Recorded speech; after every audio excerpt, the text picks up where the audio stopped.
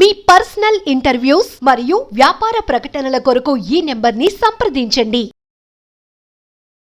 నమస్తే, welcome to మనం TV. నేను మీ ప్రియాంక. ఈ రోజు మనతో పాటు ప్రముఖ పొలిటికల్ అనలిస్ట్ అప్పసాని రాజేష్ గారు ఉన్నారు. వారితో మాట్లాడదాం.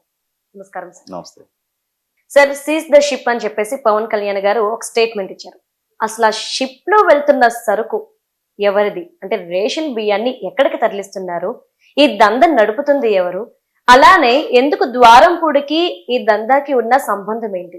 ఈరోజు ఈ ప్రశ్నలన్నీ కూడా జనాల్లో ఉన్నాయి. సో ఏమంటారు మీరు?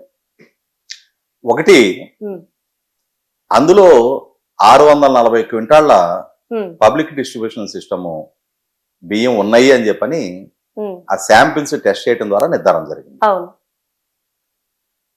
అలాగే గత 5-6 సంవత్సరాలుగా ఈ పబ్లిక్ డిస్ట్రిబ్యూషన్ సిస్టమ్ కి సంబంధించిన ఈ బియ్యం కొనుగోళ్లు, ట్రాన్స్పోర్టు, షిప్మెంటు, ఎగుమతులు, ఈ వ్యవహార శైలి మొత్తం కూడా ద్వారంపూడి చంద్రశేఖర్ రెడ్డి గారి ఆధ్వర్యంలోనే రాష్ట్ర వ్యాప్తంగా ఒక విస్తృతమైన నెట్వర్క్ తోటి ఒక ఆర్గనైజ్డ్ క్రైమ్ లాగా నడిపిస్తూ వచ్చారనేది కూడా వాస్తవం.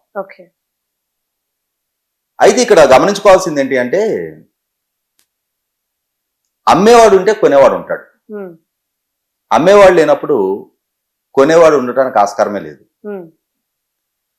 ఇవాళ ప్రజల కోసం ప్రభుత్వం ద్వారా పంపిణీ చేయబడుతున్న ఫుడ్ సెక్యూరిటీ కింద ప్రభుత్వం ద్వారా సబ్సిడైజ్డ్ బియ్యం, ఎందుకంటే ప్రభుత్వం 43 రూపాయలు 40 పైసలు పెట్టి ప్రొక్యూర్ చేసి 2020కి ముందు వరకు కిలో రూపాయి చొప్పున ఇచ్చేవాళ్ళు. 2020లో ఒకసారి కోవిడ్ బిగినైన తర్వాత ప్రభుత్వాలు ఉచితంగా ఇస్తూ ఉన్నాయి బియ్యం. ప్రజలకు ఉచితంగా వాళ్ళ ఆహార భద్రత కోసం అందిస్తున్న బియ్యం అదే ప్రజలు మాకు అక్కర్లేదు అని చెప్పని ఎందుకు అంత చౌకగా అమ్మేస్తా ఉన్నారు? 1/4 రేటు. వాస్తవంగా ప్రభుత్వానికి ఆ బియ్యం సమకూర్చుకోవడానికే 43 రూపాయలు 40 పైసలు ఖర్చు అవుతా ఉంది. కానీ ప్రజలు దాన్ని కిలో 10 రూపాయలకే అమ్మేసుకుంటా ఉన్నారు. ఎందుకు అనంటే, ప్రజలు వాళ్ళ ఇళ్లలో వండుకొని తినటానికి వీలు కాని బియ్యం పంపిణీ జరుగుతూ ఉన్నాయి. అంటే ఒకరోజు ప్రజల ఆహారపు అలవాట్లు వేరు. ఇవాళ ఒక 2 దశాబ్దాల పైగా కుటుంబాల జీవన ప్రమాణాలు పెరిగినాయి, ఆదాయ వనరులు పెరిగినాయి. ప్రజలు కొంచెం ఎక్కువ కంఫర్ట్ కోరుకుంటా ఉన్నారు లైఫ్ లో. ఇటువంటి పరిస్థితుల్లో ఖచ్చితంగా ఏ బియ్యం అంటే ఆ బియ్యం తినడానికి ప్రజలు సిద్ధంగా లేరు. అంటే ఈ లావు బియ్యం, ప్రజా పంపిణీ వ్యవస్థ ద్వారా పంపిణీ జరుగుతున్నది లావు బియ్యం. ప్రజలు సన్న బియ్యం తినడానికి అలవాటు పడిపోయారు. గత 2-3 దశాబ్దాలుగా గ్రాడ్యువల్ గా సమాజంలో వచ్చిన మార్పు ఇది. ఎన్టీ రామారావు గారు 1983లో వారు ముఖ్యమంత్రిగా బాధ్యతలు చేపట్టినాడు. ఆ రోజు బియ్యం అన్నా అన్నం అన్నా ఒక అపురూపం.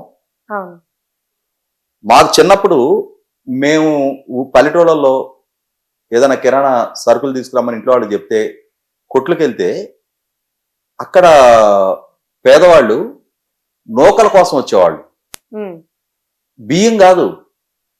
అంటే ఆ నూకలతోటే కడుపు నింపుకునే పరిస్థితి ఆ రోజుల్లో. అటువంటి స్థితి నుంచి ఇవాళ బియ్యంలో కూడా మరీ ఫైన్ క్వాలిటీ సన్న బియ్యం అయితేనే తింటామనే పరిస్థితులకి లైఫ్ స్టాండర్డ్స్ పెరిగాయి. దాన్ని మనం తప్పు కూడా పట్టలేము.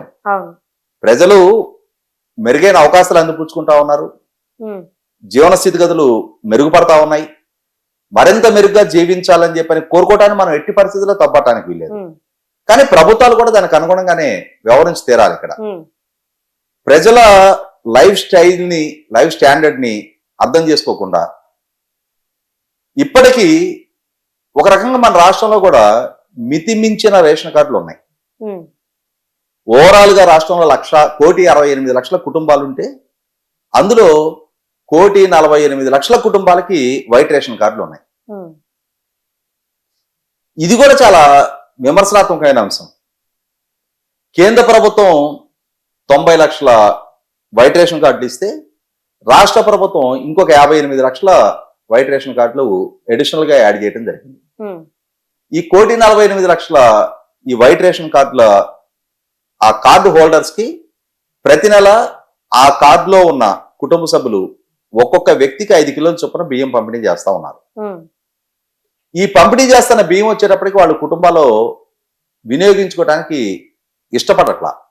దాంతో వాళ్ళు ఎంతకో అంతకి తెగనమ్ముతా ఉన్నారు. ఇక్కడ ప్రభుత్వం వాళ్ళ విధానాల్లో మార్పు చేసుకొని తీరాలి. అంటే ఈ నెట్వర్క్ ఆపేయాలి అని అంటే ఏమవుతుంది, వాళ్ళు తినే బియ్యం కాదు, దాంతో 10 రూపాయలకి అమ్మేసుకుంటా ఉన్నారు. అమ్ముకొని వీళ్ళకి 10 దక్కుతుంది, కానీ బయట ఓపెన్ మార్కెట్లోకి వెళ్ళి సన్న బియ్యం వాళ్ళు కొనుక్కోవడానికి ఇంకొక 40 రూపాయలు 50 రూపాయలు అదనంగా ఖర్చు పెట్టాల్సిన పరిస్థితి. ఇటువంటి స్థితిని అవాయిడ్ చేయాలి అంటే ప్రభుత్వం ఏం చేయాలి? 43 రూపాయలు ఈ బియ్యం కొనుగోలు చేయడానికి కూడా ఖర్చు అవుతుంది. అంటే ఇక్కడ ఒక సమస్య వస్తుంది, మరి ఇవి పండించిన రైతుల పరిస్థితి ఏంటి అని చెప్పని. ఇక్కడ మనకి కళ్ళ ముందు కొన్ని స్టాటిస్టిక్స్ కనిపిస్తా ఉన్నాయి. నిన్న civil supplies minister Nadella Manohar గారు చెప్పిన లెక్కల ప్రకారమే గత 4 సంవత్సరాల కాలంలో ఆంధ్రప్రదేశ్ రాష్ట్రంలోని వివిధ పోర్టుల ద్వారా విశాఖపట్నం, గంగవరం, కాకినాడ, కృష్ణపట్నం ఈ 4 పోర్టుల నుంచి 1,96,00,000 టన్నుల బియ్యం ఎగుమతులు జరిగాయి. అంటే ఆన్ అండ్ యావరేజ్ మీద ఒక్కొక్క సంవత్సరానికి 49 లక్షల టన్నుల బియ్యం ఎగుమతులు జరిగాయి.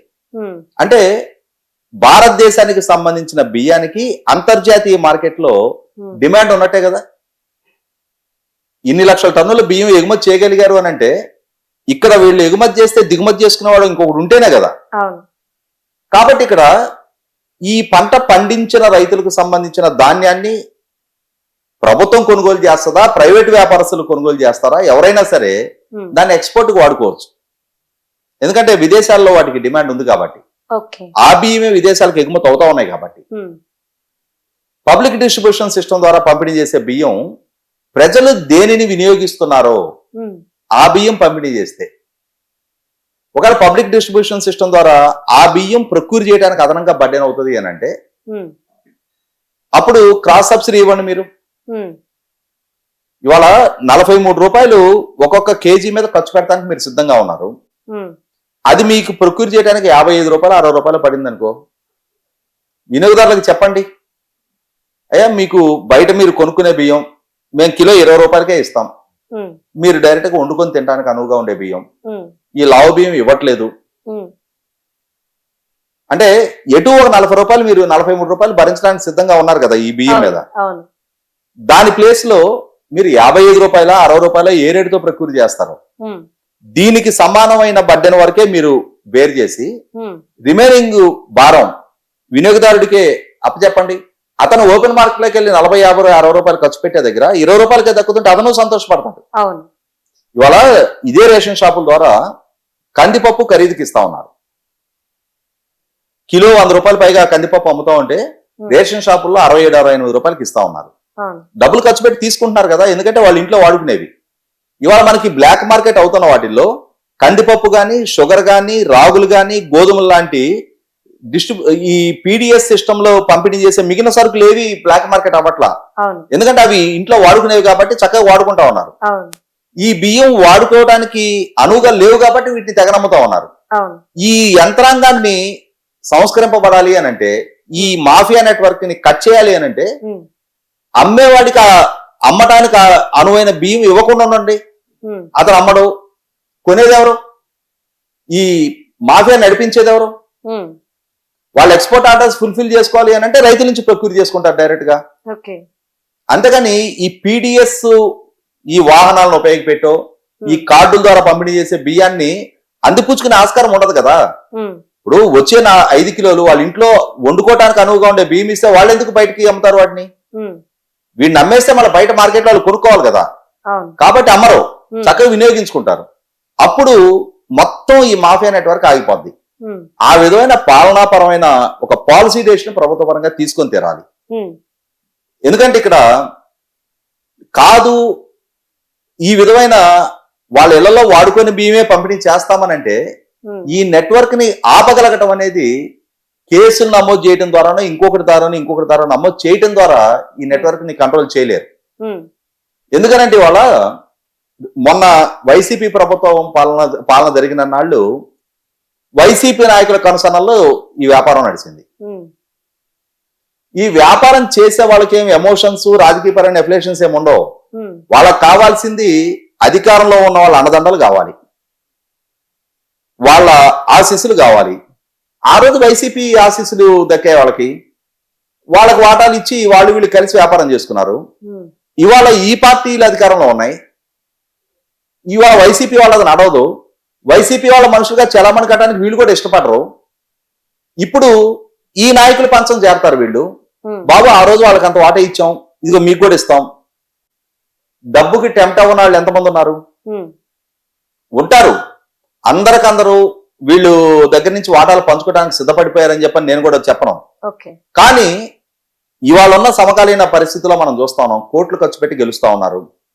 ఆ గెలిచిన తర్వాత ఈ విధంగా నెలకింత అని చెప్పని వాళ్ళకు వాళ్లే తీసుకొచ్చి ఇంటికి వచ్చి ఇచ్చే అవకాశం కళ్ళ ముందు కనిపిస్తా ఉన్నప్పుడు, ఉమ్, సరే పర్లేదు ప్రభుత్వం పంచుతున్న భీమే కదా, మీ దారిని మీరు వ్యాపారం చేసుకోండిలే, మాకింత తెచ్చివ్వండిలే అనకుండా మడిగట్టుకొని ఉండేవాళ్ళు ఉంటే నిజంగా వాళ్ళకి దండేసి దండం పెట్టచ్చు. ఓకే. కానీ ఎక్కువ మంది ప్రలోభపడతారు, అవును. ఈ విధమైన ఈ వ్యవహారశైలికి సహకరిస్తారు. ఉమ్, కాబట్టి ఒక పవన్ కళ్యాణ్ గారు, ఒక చంద్రబాబు నాయుడు గారు, ఒక నాదెండ్ల మనోహర్ గారు చిత్తశుద్ధి ప్రదర్శించిన మాత్రాన మొత్తం ఈ వ్యవస్థ సంస్కరింపబడకుండా, ఉమ్, ఈ విధమైన బియ్యం పంపిణీ విషయంలో ప్రభుత్వం పునరాలోచన చేయకుండా ఉమ్, ఈ మొత్తం వ్యవసాయం కట్టడి చేయాలంటే అది సాధ్యం కాదు.